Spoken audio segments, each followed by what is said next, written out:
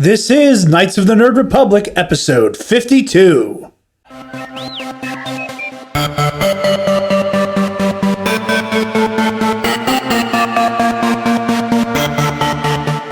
The Nerd Academy podcast is released weekly at 12 p.m. Eastern Standard Time, available on our website at www.thenerdacademypodcast.com and wherever you listen to podcasts. You can find the Nerd Academy podcast on Facebook, Twitter, Instagram, and YouTube.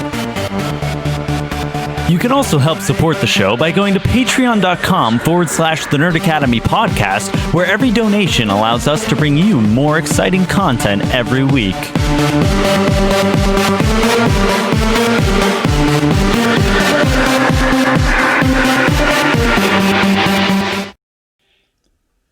Hello there and welcome back to Knights of the Nerd Republic, the show where your favorite nerds bring you all the news and commentary from the galaxy far, far away. I am your host, Jarod the Dark Jedi Bachman Stubbs, and joining me is Joel the Sentinel Bassin Bacon. Well, that was amazing. Wow. Listen, we have... Oh, it's foaming. You're about to make a mess, buddy. Oh, that was amazing. This new studio space has increased the plosiveness of our can cracks tenfold. Yeah. If anybody who tuned in for our brand new movie trivia Schmodown after show, the #1 contender podcast, Travis went to open a can of Diet Watermelon Mountain Dew. Not sponsored. And damn near sliced his finger open because it slipped and just... So... Yeah. Well, anyways, I'm here. Joel's here. Not gonna lie, I don't mind saying this on air. Kind of got roped into this last second because everyone else just abandoned Jarod tonight. And I was here doing studio stuff, trying to get it all working. And frankly, the absolute hoops that I have jumped through this evening to get this to work, and frankly, it works better than it ever has. Yeah, but it's so stupid. Streamlabs, get it to recognize an iPhone, I'll tell you. Yeah, no, it's been a hoot. No, the other folks who wanted to be on today decided kind of at the last minute they needed to take a mental health day. Yeah. Well, I've been taking a lot of those reads. We've been taking them to go around. So anyway, as you guys know, we went on a break to finish up the studio, and we've missed a nice chunk of Star Wars news. And we're going to jump into something that broke this week, actually. Something, Joel, I'm looking forward to picking your brain about. Okay. The future of Star Wars gaming is a bright one. And the page is taking forever to redirect on my side. Yeah, that's the right article. There we go. So, as we know, this week, they announced that they're kind of de-defunking the games division at LucasFilm, bringing it into LucasFilm Games. Still gone is LucasArts, unfortunately. I miss that little yellow guy. But there were a lot of very big announcements this week coming in the realm of Star Wars gaming, and I'm going to read directly from the StarWars.com website here. Lucasfilm Games hits light speed towards the future. Douglas Riley, VP of Lucasfilm Games, talks to StarWars.com about the just-announced story-driven open-world Star Wars game from Ubisoft, and so much more. The Star Wars gaming galaxy is about to experience its own big bang. We've got a lot of stuff we're ready to start sharing with the fans, Lucasfilm Games VP Doug Riley tells StarWars.com, because we've been working quietly behind the scenes for a while now, waiting for this moment. And by this moment, Riley is referring to a new direction and era for Star Wars and Lucasfilm gaming overall. As Lucasfilm Games is now opening the doors to developers that want to come in and play in the galaxy far, far away, we're looking to work with the best in class teams that can make games across all of our IP. We've got a team of professionals here at Lucasfilm who can help with the developers, shape the story, shape the creative, shape the games, and to make them resonate with fans and deliver across a breadth of platforms, genres, and experiences so that all our fans can enjoy the IPs that they know and love. Case in point, the huge news that Lucasfilm Games and Ubisoft are collaborating on a new story-driven open-world Star Wars game. It's a genre long requested by fans and will come to life via Massive Entertainment, Ubisoft's critically acclaimed studio based in Sweden. We're really excited about an opportunity to work with the team at Massive, led by David, Swedish name, and the creative director, Julian Gridy. We've spent almost a year now working to get to know them and what they want to bring to the table. I'm a huge fan of them personally. I think we're really excited about where the project is going because they have a unique vision for the story and the game they want to deliver. Of course, Ubisoft and Massive are renowned for their expertise in developing immersive worlds, open world game nonsense here. And the other big piece of news is that whenever Lucasfilm Games was announced, and the Ubisoft game was announced, a lot of people thought that EA's exclusivity agreement was gone. Well, that's not the case. EA is also going to be a part of production of Star Wars games moving forward still. And it says here, continuing the relationship that resulted in the reinvigorating the Battlefront series, the critically acclaimed Star Wars Jedi Fallen Order. I heard Connor somewhere. And multiplayer hit Star Wars Squadrons. Electronic Arts will, too, play a big role in the future of Star Wars gaming. We're really proud of the games we've created with EA, Riley says. We will continue working with them, and our relationship has never been stronger. While we may not have a lot of details to share at the moment, we've got a number of projects underway with the talented teams at EA. So EA is not going anywhere, which means most likely they'll still be developing whatever Battlefront 3 turns out to be whenever that comes around. Obviously, we know Jedi Fallen Order 2 is coming. Again, there's Connor somewhere in my head, being very excited just by the name. We won't see him for months. Yeah, Connor's going back in and going in hard. But yeah, also there was the big announcement that we will be talking about on the upcoming episode of the Nerd Academy podcast, because it doesn't quite fall into Star Wars, but it is adjacent to it. A Bethesda developed Indiana Jones game is also in early development, which makes me very happy. I've never played a Bethesda game. I've never played a Bethesda game. No, I can't say I have either. You ever play like Skyrim? Oh. Well, yeah. Yeah. So therefore I have. Yeah. I've not played Skyrim or Fallout or anything like that. I guess I just wasn't familiar with the name. Yeah. Yeah. They're the developers who have done those games. And I know that they have a little bit of a spotty track record with games that actually function upon launch. And I'll take my chances for an Indiana Jones video game. I'll roll those dice. So anyways, this game, does it have a name now? No, there's no title attached to this. No working title or anything. But just the rumor that there's this massive confirmation. Like this is from Star Wars itself. We know, so yeah. Confirmation that there's this huge open world Star Wars video game that is astonishing all Star Wars fans in the entire world here. People have been asking for an open world Star Wars game for forever. Well, the best part about it is, and this is something, now, we also don't know what route they're taking, whether it's, a make your own adventure kind of style open world. Is it open world multiplayer? Is it open world single player? Stuff like that. Like, is it MMO, like a RuneScape kind of game or not? I didn't hear any of that in that. No, they just that release. Open world Star Wars. So what I'm going to assume is it's more of a single player oriented open world game. And if so, that opens it up to what I'll call like a Fable-like experience. The Fable video game where, every decision you make affects everything that happens thereon.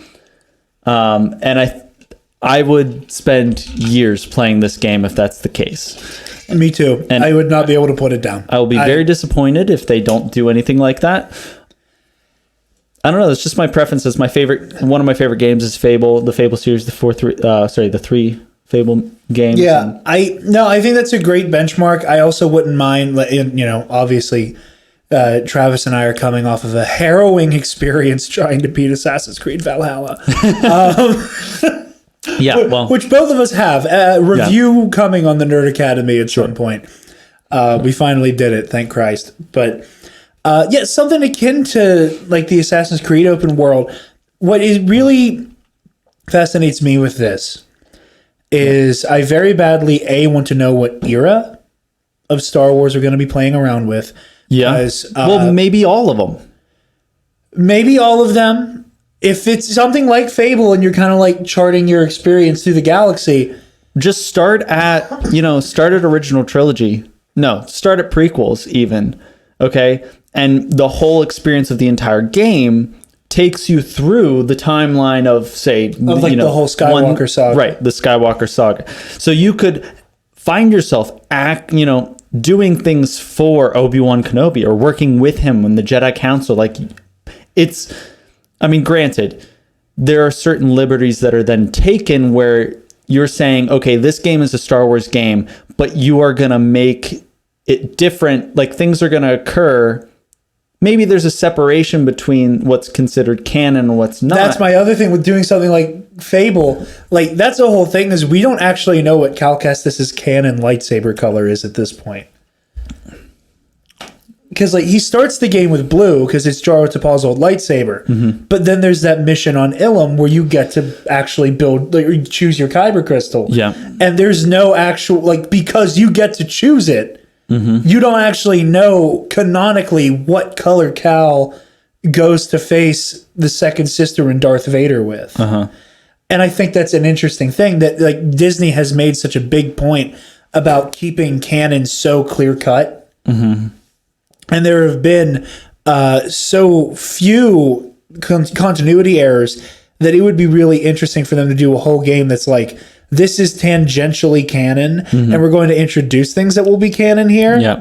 But aside from that, you just get to live in the universe. Yeah. Conversely, and a little bit of a teaser for our next story, I think it would be so cool if this was High Republic. Yeah, especially because there's so little on the video game end of things with that regard. Yeah, right? There's nothing High Republic yet. And right now with the big rollout, we know that The Acolyte, one of the shows that was announced, is going to take place at the very end of the High Republic era. We're going to be getting into it with our next story. Light of the Jedi is the best-selling book right now. With no surprise, obviously. Every Star Wars book kills it. Mm-hmm. But I think that getting to play through the golden age of the Jedi while they're at the zenith of their power during this age of expansion is the perfect time to set a game like this. Yeah. And I think it would be... I think it would be one of the most interesting moments to put a prospective gamer into the world of Star Wars, because there's so much going on and there's so much enthusiasm in that storyline. Star Wars franchise right now, I mean, granted, the whole film industry right now is kind of on the DL, and we don't know where they're going to go for sure in the Star Wars world. So you got to keep the momentum that has been built up. So you can't do something. I mean, you can, like I said, I think it would be really cool to start at like episode 1, right? But you can't.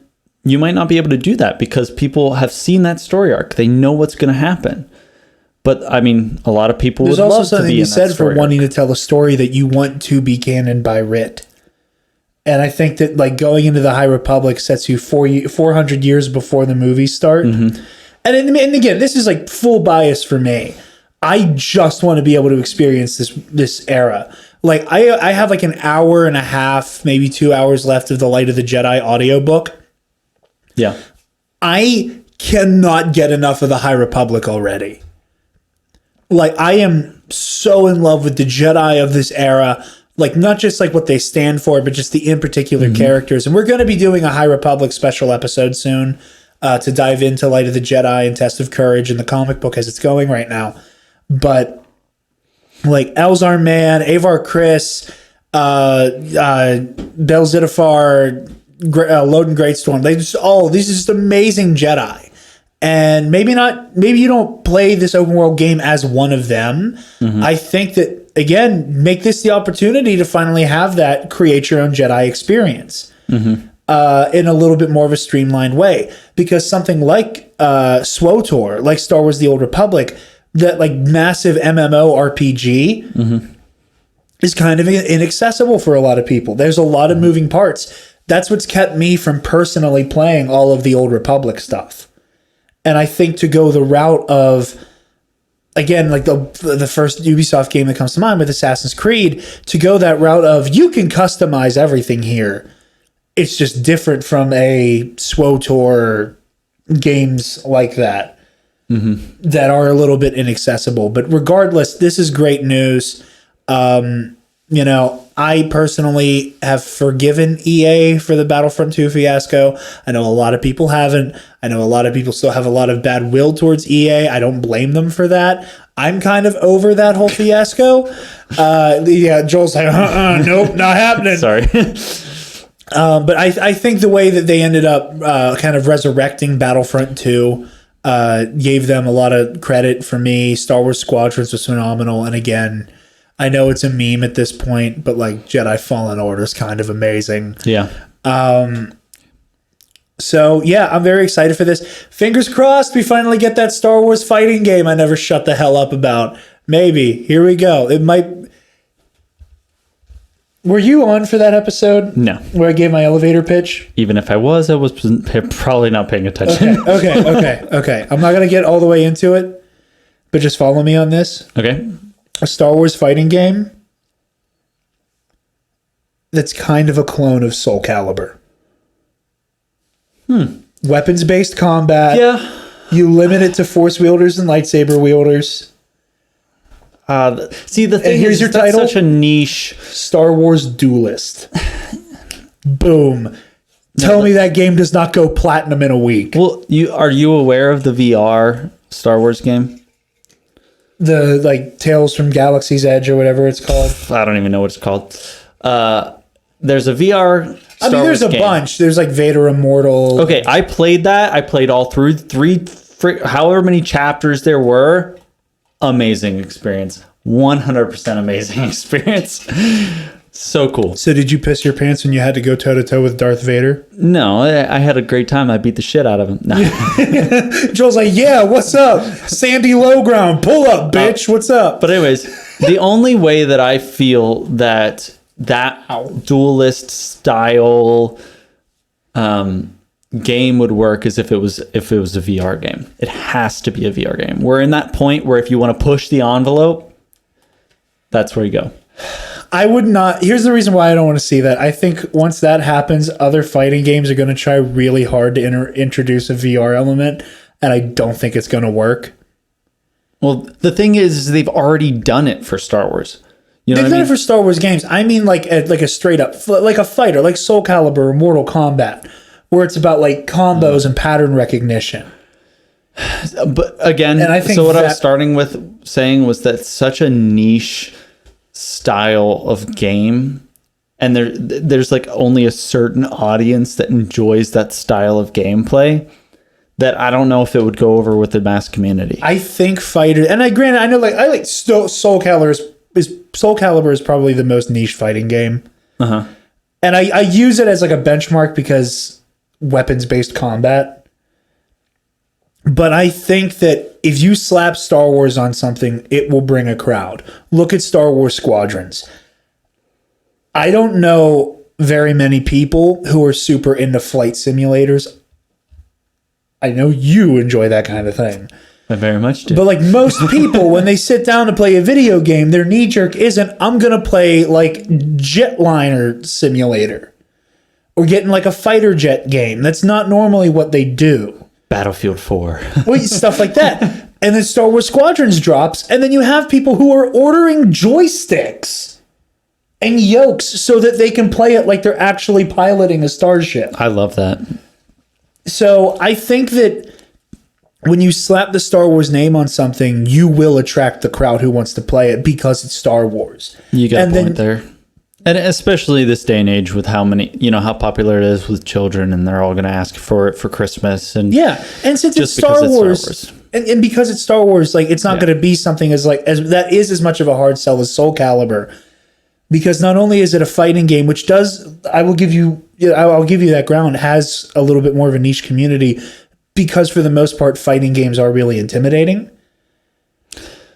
I mean, the only reason I ever play it is because you play it, you know? Yeah. It's not... It's a fun part. Soul Calibur and Injustice are fun party games. Right. Party games. But right now, it's COVID-19. Well, yeah, absolutely. But I'm saying, you can't have people over just to play party games. No. You're absolutely right. I mean, like, stuff like Smash Brothers and, like, at least for us, Soul Calibur is a fun party game because we're weird like that. But there's still people who enjoy playing fighting games. And also, I think it requires having a great story mode. Yeah.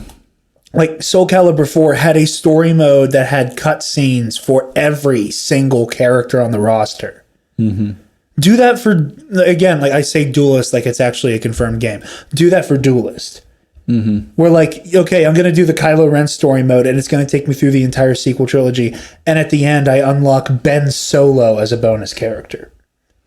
That kind of shit. Or I'm going to do Rey's, and by the end, I unlock the skin where she has the yellow lightsaber. Mm-hmm. Stuff like that, where I think like there's a huge audience for that. And then you can dip into the competitive scene.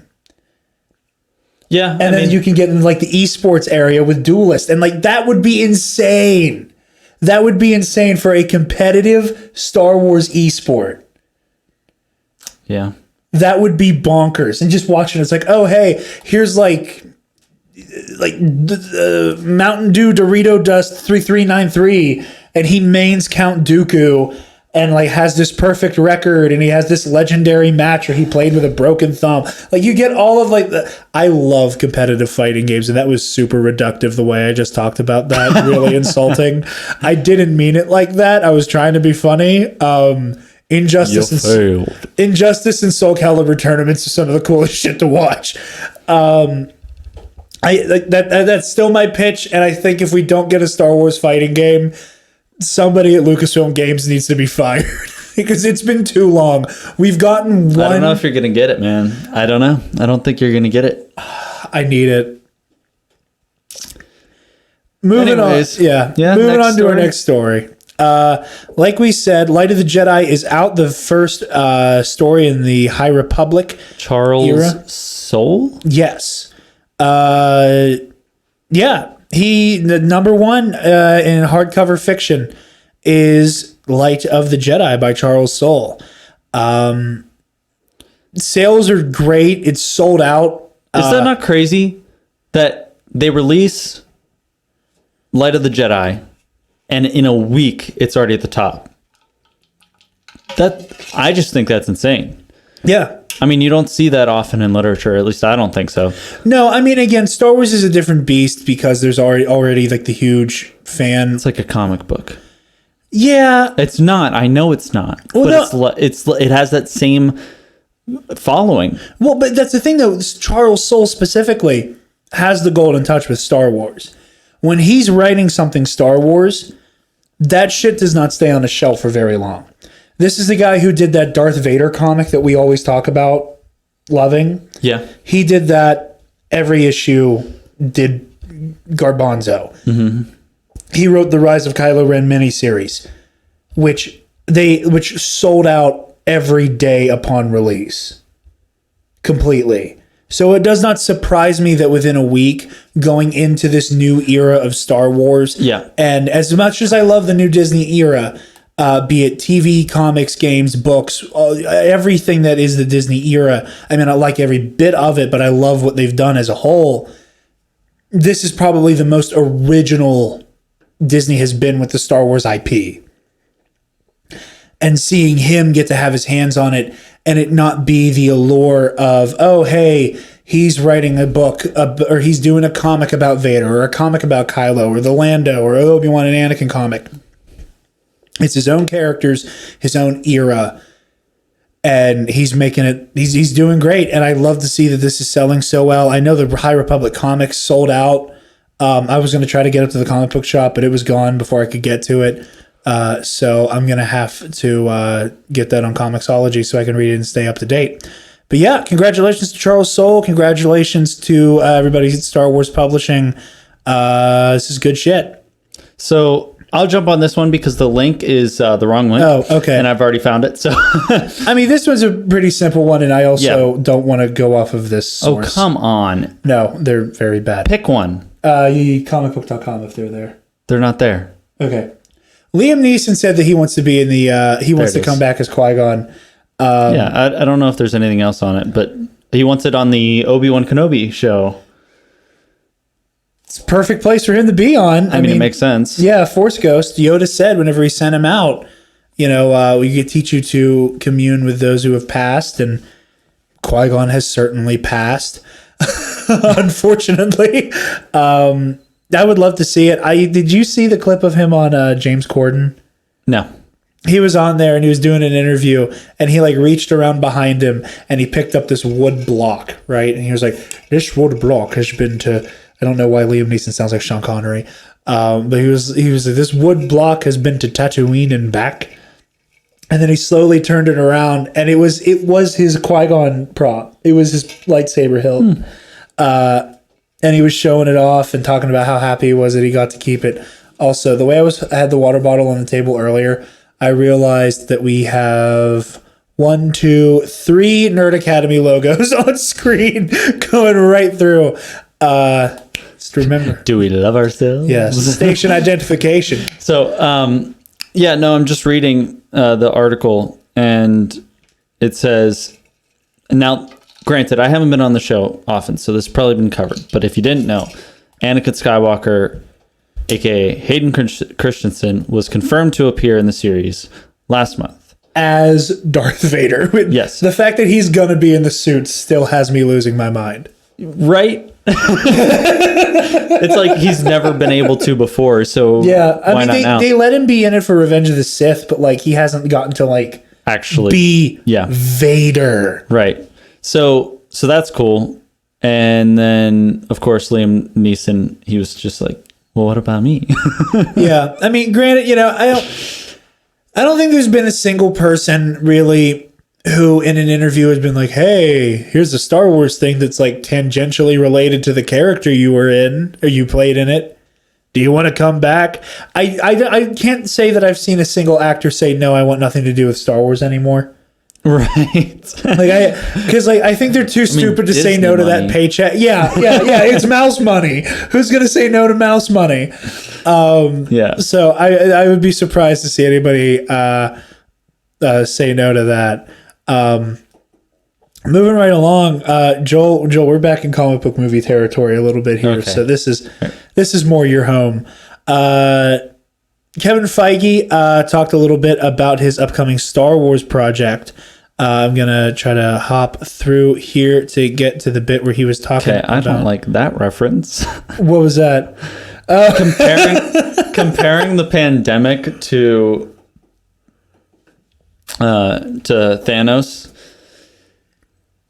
Hold on. I feel like he probably said that in passing and it's not a big sticking point. I know, but it's still a thing. Yeah, I mean, I understand that comparison. Also, I haven't seen WandaVision yet, so just don't even. I will not spoil anything for WandaVision. Don't you do. I won't look. So we have video. I can beat you up on video. Yes, you could. Anyway, Kevin Feige was talking about his Star Wars project. Mostly that it's a one-off thing. Reading from the Collider article here. Over the past few years, one of the things I kept hearing about from blah, blah, blah, blah, blah, blah. I'm trying to get to the actual quote here. I apologize. Yeah, see, this is the one thing. I miss the video not being there a little bit because then I can't hide behind the fact that I didn't have the right article pulled up. Anyway, he cleared up some of the rumors around what he's been working on. Obviously, the rumor mill online has been as aggressive as it always is, trying to create the whole Brie Larson's attached to it and SJW agenda bullshit. Fandom menace going to fandom menace. But yeah, from what it looks like, it does not have a lot to do with The Mandalorian, even though it does have Jon Favreau attached to it. And even though he does have his big old MCU to worry about, it does not look like it's going to be an ongoing thing. It looks like it's just a one-off. So yeah, that can be put to bed. And then attached to that is that one of the writers for Loki is attached to write for the Kevin Feige produced Star Wars movie. So yeah, that and our last story relating to the season finale of The Mandalorian, which also gives me the opportunity to say, yes, we have not done our season review of The Mandalorian yet because Disney insists on having The Mandalorian wrap up right around Christmas time when all of us very badly need a break. So next week, hopefully, fingers crossed, knock on wood, the Mandalorian review will be the Mandalorian review. I'm taking advantage of the fact that we can do physical bits now. We can do like okay. You know, we need to because like we need like that kind of stuff. I thought you just got frustrated and walked away. You got really into it. Because we need people to want to actually watch it. Right? And here, I'm just going to... Or just get lost in thought looking at the... okay. Anyway. Yeah. Hopefully the Mandalorian season review will be next weekend. Very excited to do that. Very excited to talk about the Mandalorian season finale, and then after that will be our High Republic special. That said, we do have official confirmation that the Book of Boba Fett that was teased at the end of the Mandalorian will be its own show that will have Dave Filoni, Jon Favreau, and Robert Rodriguez, who directed the episode where Boba Fett made his triumphant return, all helping to bring Book of Boba Fett to life. Will obviously star Tamora Morrison, and will also have Ming-Na Wen reprising her role as Fennec Shand.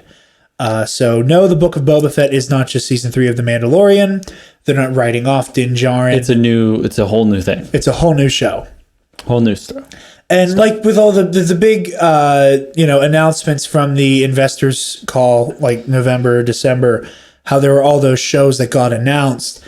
They mentioned how the Ahsoka show and Rangers of the New Republic will all tie in and come back to The Mandalorian. Book of Boba Fett will be a part of kind of like this mini, like, shared universe. I know a lot of people keep calling it like the Favreau verse or the Filoni verse, which I understand what they mean. I also don't want to buy into the whole Phantom Menace, The Mandalorian is meant to retcon the sequels bullshit. Yeah. Like, I don't want to buy into that because I know a lot of the Filoni Favreau verse has to do with that, like, thought process. Sure. But there is very clearly like a shared continuity. Obviously, all of it's part of the same continuity, overarching, but it's specifically meant to, like, there's continuity from the Clone Wars bleeding into Rebels, bleeding into Mando, bleeding into Boba Fett, bleeding into Ahsoka, so on and so forth. Mm-hmm.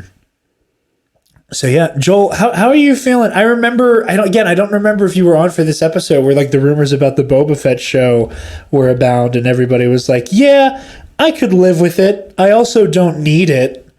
Now that we've seen Boba Fett actually be one of the baddest cats in the galaxy, and we see him maybe taking over the criminal underworld. Baddest cat, my ass. I don't know. I was really into Boba in Mando. I mean, of course I'm into Boba and Mando, but Mando. We're still getting season 3 of The Mandalorian. It's just... No, I'm just saying, but Mando's the coolest cat, man. No. I think... I like Din Djarin as a character more. I will, however, say that I liked seeing a Boba Fett who feels like a real threat, and seeing Boba Fett's like familiarity with his own handiwork in that suit of armor. Like that scene in The Tragedy where he is just a one-man army is amazing to watch. And that's where I'm like, okay, like I give a damn about Boba Fett and I like the way he's been characterized. I do think it's interesting, and I really am excited on a character level for Boba Fett here. We see that it feels like he turned over a new leaf, right? Yeah, I mean, because he's like, I'm going to help you get the kid back. But frankly, at the same time, no, because we've talked about this in one of our Mando reviews episodes. We've talked about the fact that although he could be seen as working for the good guy, really Mando isn't the good guy. He's a bounty hunter. He's on his own. He's doing things that are mainly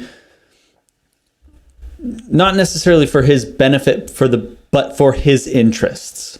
You know what I mean? Yeah. And same with Boba. Boba is specifically working in his own interests. He's not working for any good or versus a bad side of things. And that's the thing about the Mandalorian series, is that it's they're working within the gray area. Yeah. My big thing, and then this is why I'm like so inclined to say it looks like Boba's turned over a new leaf, is that when you look, at least especially in a lot of the canon material, Boba Fett during his days where he was happily working for the Empire, was really vicious and bloodthirsty. And was very happy to take that paycheck from the Empire. Mm-hmm. And by the time we see him in the tragedy, he looks almost appalled by the fact that the Empire is like not quite dead. And I feel like there's a part of him that I like, that he's kind of on this righteous path, that I don't think he's a hero quite yet. Like, I don't think he's like Han Solo, piece of shit with a heart of gold becomes a hero type thing. I think he has a stronger code of honor now.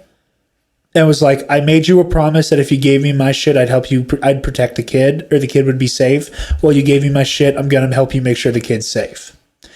I like that a lot. And I think that I want to see how they make that coexist with him rolling up to Jabba's palace, filling the place up with blaster bolts, gunning down Bib Fortuna like it was nothing, and then sitting on the throne. And it looks like he is trying to ascend to the pinnacle of the criminal underworld.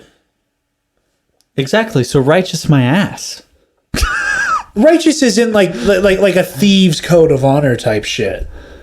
I think there's like an interesting. I want to see how they tell this story where they marry, righteous warrior Boba Fett with, I'm here to take over the seedy underbelly of the galaxy. I'm just saying that's exactly my point. There is no on a new path, really, in the good sense. You were saying it's like, I'm glad to see Boba is taking the right path. He's different and more interesting path as a character. At least. He's trying to be like the top of the top. He's taking Jabba the Hutt's seat. Yeah, like that's literally Jabba the Hutt's place of power. I mean, this is one step to just being Jabba. One step closer to being the slaver. You know what I mean? Yeah, and again, there's a part of me that's like, and again, this was in Legends. They'd had the whole thing where Boba Fett, I don't want to say he redeemed himself, but he became somebody who was like, yeah, I've been around and I'm this legendary warrior for a reason. Yeah. I want to see what his motives are. I really do. I want to know if like maybe the Book of Boba Fett has nothing to do with him ruling the criminal underworld.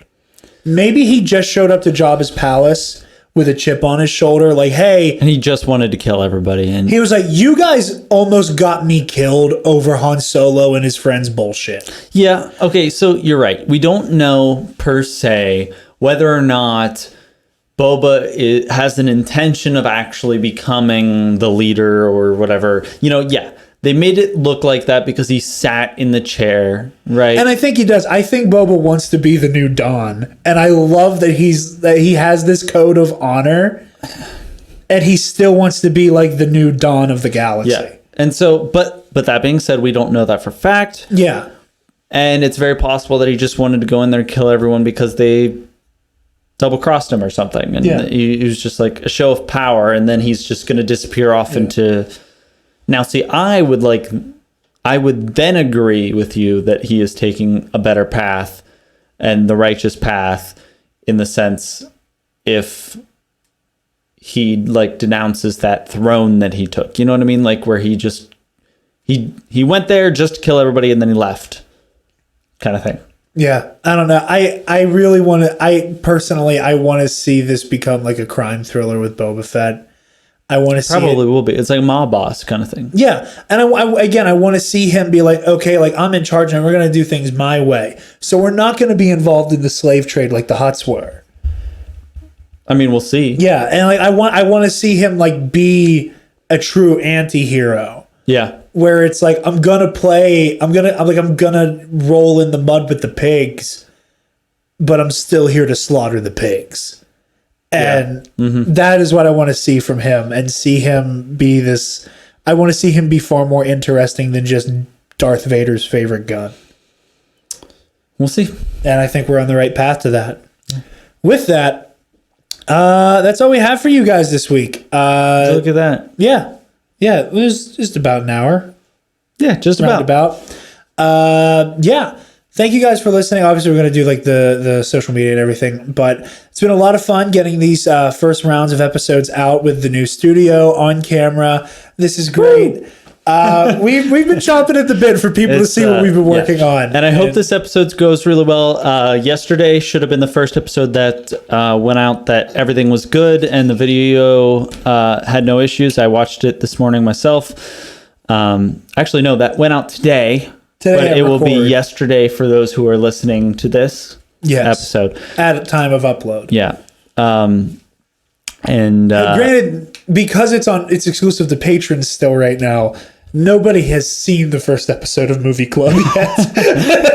Thank God, honestly. Yeah. So the first episode didn't go really well. This one is probably going to be the best one yet. But we'll see. Worst comes to worst, just listen to Movie Club next week. Just listen to Movie Club on Thursday, and you'll still get the gist. You don't need to see all the prettiness behind us. It's a little ugly. But just remember, everything's going back up on our podcast feed on everything: Apple Podcasts, Spotify, and all those. I believe iHeartRadio is still a thing with us, and I Googled us the other day. Yeah. I was seeing podcast platforms I've never even heard of with our name on it. You're welcome. I was like, sometimes I go on rampages putting us on every single one I can think of. That is exactly the word. I made a joke to Joel. It was like a month and a half ago. I was like, hey, I heard Audible's like doing podcasts now. And Joel's like, I know. You can see we're already there. Are we already on Audible? I think so. Hold on. Audible, the Nerd Academy podcast. Let's find out.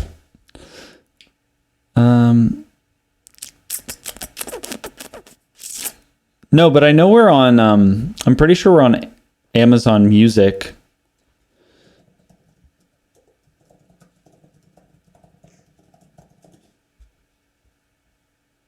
I don't know how to use Amazon Music. Yeah, me either. Here we go. What if I hit listen now? I'm just going to hit listen now and see what happens. It is now making me log in. While Joel does that, you can find Joel on Twitter and Instagram at Jay the Sentinel. On Twitter, that is, and at Joel Bass and Bacon Cosplay. Whoa. Okay.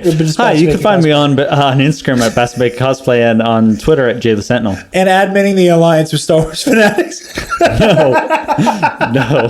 Oh, Connor. You guys can find me on Twitter and Instagram at DarkJedi2552. Okay, so we're there if you look us up, though, because Carbonite Convos, because they have us tagged in it. But so I don't think we're on there. But anyway. No, we are currently not. I put in the request. I did. I promise. I believe you. You can find me on Twitter and Instagram at DarkJedi2552. And you can find the Nerd Academy podcast on Twitter, Instagram, Facebook, YouTube, especially YouTube now. Yes, everything goes up on YouTube. Yes, we are officially back in action on YouTube. And you can find our website, www.thenerdacademypodcast.com, where if you're feeling generous, you can donate to our Patreon. At the $5 tier, you get the audio commentary tie-ins for Nerd Academy Movie Club. You get the Knights of the Nerd Republic Versus series. We have our new episode out, Darth Crate versus Darth Revan. That was a lot of fun to record. Also filmed in the studio. If you join the Patreon and you find that post, there's an audio version and the YouTube version is linked. You can also get to hear Heroic History 101, the comic book show I do with Travis, where we review older comic book stories.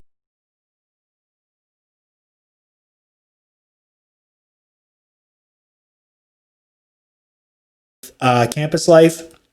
So every Thursday, our main feed will have a show from now on. It's only a matter of whether or not it is the week of general access for Campus Life or for Movie Club. So this coming Thursday will be a Movie Club episode, and the patrons will get Campus Life early, vice versa, as the weeks go on. Thank you to our $10 alumnus, Zach Canals, Case and Brion, the Waffle Wizard, and Delta 9. And if you guys would like to support the Nerd Academy even further, you can go to our website and check out our student store. You can get this lovely merch, like the sticker I got there, or the sticker I got there, or the sticker I have over here that you can't see, but it's on this part of my laptop, and all kinds of other excellent Nerd Academy merchandise. On Like this pillow. Oh, yeah, like the pillow. We made jokes about the pillow.